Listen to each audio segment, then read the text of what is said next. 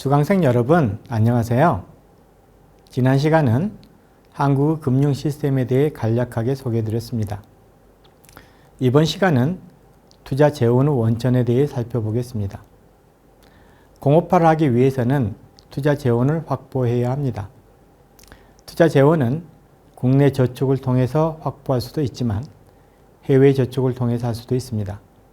한국은 해방 이후 국제 분업체계가 해체되면서 경제가 현저히 퇴조하여 원조가 없이는 사람들의 생활을 유지할 수도 없는 상태였습니다.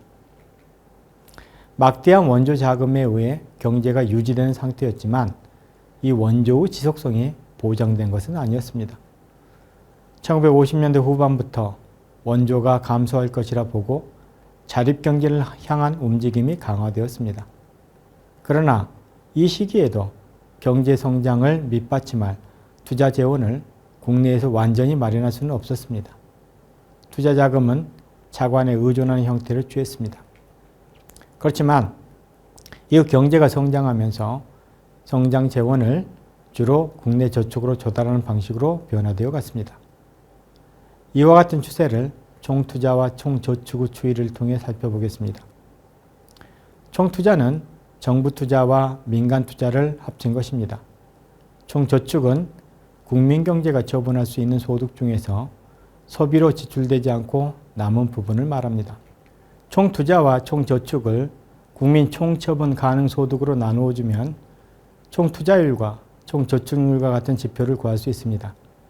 이 지표들은 전체 처분 가능한 소득 중에서 몇 %를 소비하고 저축하였는지, 그리고 국내의 자본 형성에는 얼마나 투자하였는지를 알 수 있습니다. 그래프는 국내 투자율과 총저축률을 5년 이동평균값으로 제시하였습니다. 먼저 국내 투자율의 추이를 보면 1910년대 전반에는 5%에 미달하였는데 이후 점차 증가하여 1930년대 후반에 13%를 넘었습니다. 해방 후에는 1930년대 후반보다 낮아졌지만 그 후 빠르게 상승하여 1992년에서 1996년 동안에 38%로 정점에 달하였습니다. 이후 국내 투자율은 하락하여 역U자형의 형태를 보여주고 있습니다.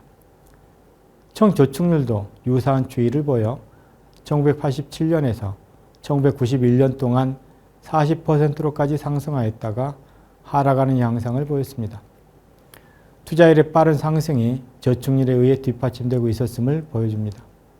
그런데 투자율이 저축률보다 높아 국내 저축으로 재원을 충당할 수 없는 때에는 해외 저축에 의존하게 됩니다. 1980년대 중엽까지 국외 투자율이 마이너스로 되어 있는 것은 해외 저축에 의존하면서 투자가 이루어졌음을 보여줍니다.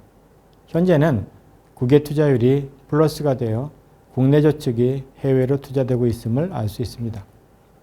한국의 투자 재원에는 해외 저축이나 원조의 비중이 높았다는 점을 특징으로 들 수 있지만 1960년대 이후 투자율의 급상승은 국내 저축률의 뒷받침을 통해서 가능하였음도 주목할 만한 점이라고 생각합니다.